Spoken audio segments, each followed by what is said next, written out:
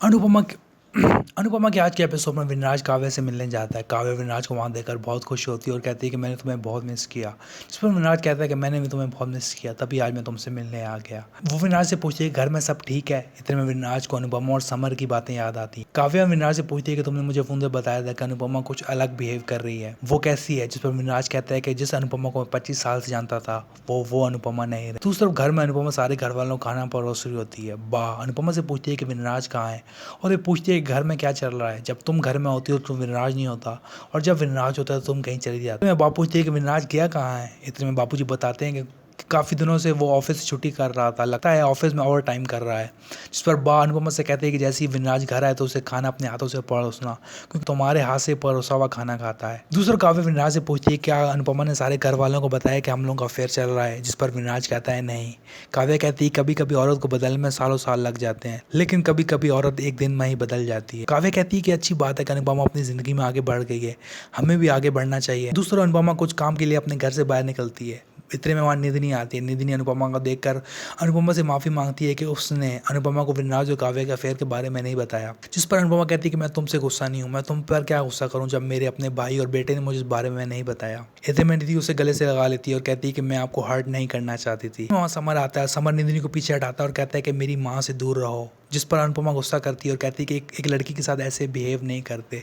निधिनी अनुपमा से फिर माफ़ी मांगती है और कहती है कि मैं तशु को उस दिन बताया था कि विनराज और काव्य शादी कर रहे हैं। ये सुनकर अनुपमा शॉक रह जाती है और पूछती है कि ये सब कब हुआ। जिस पर निधि उसे बताती है कि जिस दिन आपकी शादी थी उसी दिन विनराज और काव्य सुबह 8 बजे शादी करने वाले थे। इतने में अनुपमा को याद आता है कि विनराज ने उससे झूठ बोला था कि उसे ऑफिस में कुछ काम है, इसलिए उसे शादी वाले दिन भी ऑफिस जाना है। इतने में अनुपमा समर से पैसे मांगती है और कहती है कि मुझे पैसे दो। जिस पर समर पूछता है कि माँ पैसे क्या करने हैं। जिस पर अनुपमा कहती है कि तुम टेंशन मत लो, इन पैसों का मैं जहर नहीं कहूँगी, तुम्हारी माँ बदल गई है।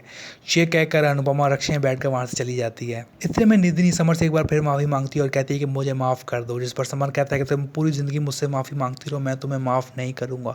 जिस पर निधिनी कहती है क्या तुम बच्चों वाली बातें कर रही हो, तुम्हारी माँ ने मुझे माफ़ कर दिया है। जिस पर समर कहता है कि मैं अपनी माँ की तरह महान नहीं हूँ और कहता है कि मैं बच्चा नहीं हूँ, तुम मुझसे उम्र में बड़ी हो, लेकिन इसका मतलब ये नहीं कि मैं बच्चा हूँ। जिस पर निधिनी कहती है कि तुम्हें अब तो पता चल गया है ना, तो तुमने अभी अपने घर वालों को क्यों नहीं बताया। पर समर कुछ नहीं बोलता। निधिनी कहती है कि जब मुझे इस बारे में पता चला था मैंने अनुपमा आंटी को इसीलिए नहीं बताया, मैं उन्हें दुख नहीं देना चाहती थी। इतने बाव आती और समर से पूछती है कि अनुपमा कहाँ गई है। जिस पर समर बताता था कि जब माँ वापस आई तब पूछ लेना। काव्य विनाश से कहती है कि तुम अनुपमा को जाने दो, वो अपनी जिंदगी में आगे बढ़ गई, हमें भी आगे बढ़ना चाहिए। तुम अनुपमा से डिवोर्स ले लो, हम लोग शादी कर लेंगे। जिस पर विनाश काव्य पर गुस्सा करता है और कहता है कि तुम मुझे ये बताना बंद करो कि मुझे अपनी जिंदगी में क्या करना चाहिए। इतने में अनुपमा एक बिल्डिंग में पहुंचती है और वहां जाकर वो वॉचमैन से पूछती है कि काव्य का फ्लैट नंबर कौन सा है। वॉचमैन उसे काव्य का फ्लैट नंबर बताता है। अनुपमा फ्लैट नंबर पता करके काव्य के फ्लैट की तरफ चल पड़ती। दूसरी तरफ काव्य विनाश से पूछती है कि तुम इतना गुस्सा क्यों कर रहे हो। जिस पर विनाश कहता है कि ये इतना ईजी नहीं है जिस तरह तुम सोचती हो। वो काव्य से माफी मांगता है और उसे आई लव यू कहकर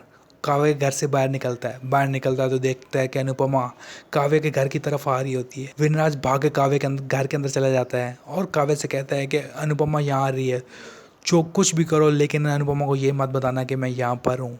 जिस पर काव्या कहती है कि अच्छा हो गया ना, अनुपमा आ गई है, हम लोग अभी बैठ के बात कर लेंगे। जिस पर विनाश पर गुस्सा करता है और कहता है कि तुम पागल तो नहीं हो। इतने विनाश अंदर जाकर छुप जाता है। इतने में अनुपमा बेल बजाती है, उसे दरवाजे के नीचे से काव्य का साया नजर आ रहा होता है। वो काव्य से कहती है कि मुझे पता है कि तुम दरवाजे के पीछे खड़ी हुई हो। इतने में काव्य दरवाजा खोलती है। दूसरी पक्की बार बार तुषु से पूछ रही होती है कि माँ और पापा में क्या हुआ, माँ मेरे कमरे में आकर क्यों रह रही है। जिस पर तुषु कहता है कि तुम अभी बहुत छोटी हो, इन बातों से तुम्हारा कोई मतलब नहीं है। इतने में समर वहाँ आता है और कहता है कि आप पक्की को सच क्यों नहीं बताते, क्योंकि आपकी नजर में तो कुछ गलत हुआ ही नहीं है। समर पक्की से कहता है कि जिस दिन तुम्हें इस सच के बारे में पता चला ना, उस दिन तुम सिर्फ सच का साथ देना। दूसरी तरफ काव्य अनुपमा से माफी मांगती है।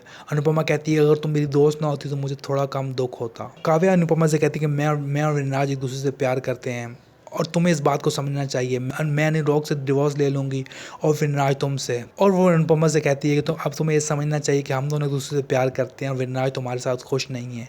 अनुपमा कहती है कि यहाँ मैं बोलने आई हूँ, सुनने नहीं आई।